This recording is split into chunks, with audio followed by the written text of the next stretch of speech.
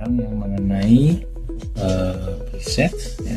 Jadi setiap kali kita nyalakan itu dia akan mulai dari 0 sampai 800. Nah, supaya kita ada presetnya cepat, contoh misalkan saya punya frekuensi TV itu di 480, kita scanning dari 480 sampai ke 680. Oke. Nah, ini adalah preset TV, kita bisa save. Saya nanti ke digital. Nah, saya save, saya save, saya store satu, saya kasih nanti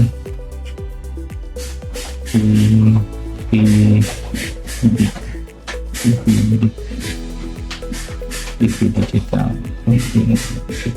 Nah, jadi setiap kali saya matikan ya, dan saya nyalakan kembali, dia akan scanning. Nah, saya tinggal manggil preset, jadi tidak perlu pencet-pencet lagi TV digital. Oke, seperti itu. Nah, kemudian yang kedua kita ada di frekuensi itu, kalau kita lihat ini dari 480 sampai 680. Kemudian saya nyalakan, di sini bisa terlihat di 606.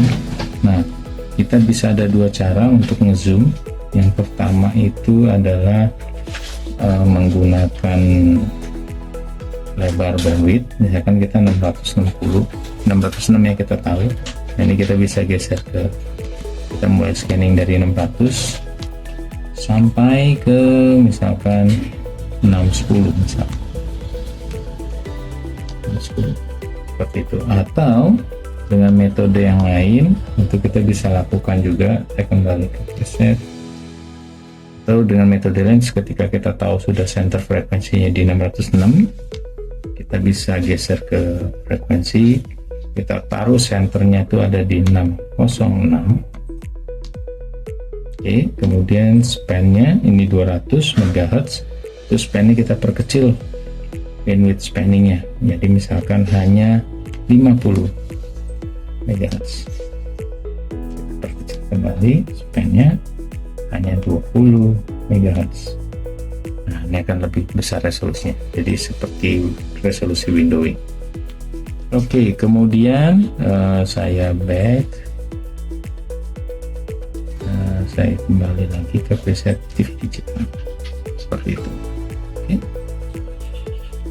kemudian kembali kepada menu frekuensi. Sini menu frekuensi. Selain kita ada untuk start and stop scanning, kemudian ada center frekuensi dan span, di sini kita ada RBW, resolution bandwidth. Nah, resolution bandwidth ketika defaultnya itu adalah auto, jadi dia akan scanning dalam satu scanning itu sebesar bandwidthnya seperti contoh 850 kHz. Jadi dia akan scanning per 800 kHz. Nah, resolusi ini tidak akan detil. Nah, kalau misalkan kita butuh frekuensi yang rapat-rapat, kita butuh scanning lebih rapat, kita bisa besarkan ke resolusi di 30 kHz. Nah, di sini kita bisa lihat di jalan scanning. Dan ini pasti akan lebih lama waktunya, tapi hasil resolusi scanningnya akan lebih jelas terlihat seperti ini. Nah, ini untuk resolution bandwidth. Kemudian ini saya bikin auto aja. Nah, kemudian di sini ada vertical bandwidthnya juga, kita bisa lihat per vertical. Nah, ini dia akan melihat amplitudenya akan lebih bersih seperti itu. Ini biasanya kita auto untuk kalau mau cepat ya, seperti itu.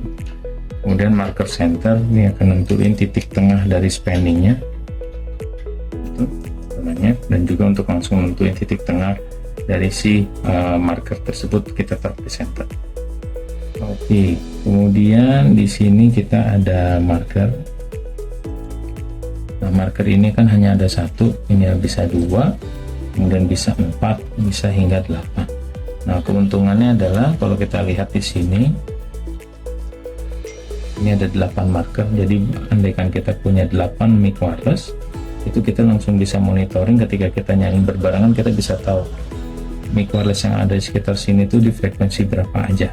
karena marker ini akan ngambil level sinyal yang tertinggi gitu. Jadi kita bisa tahu langsung frekuensi wireless yang ada di sekitar sini yang paling tertinggi ada di frekuensi berapa aja.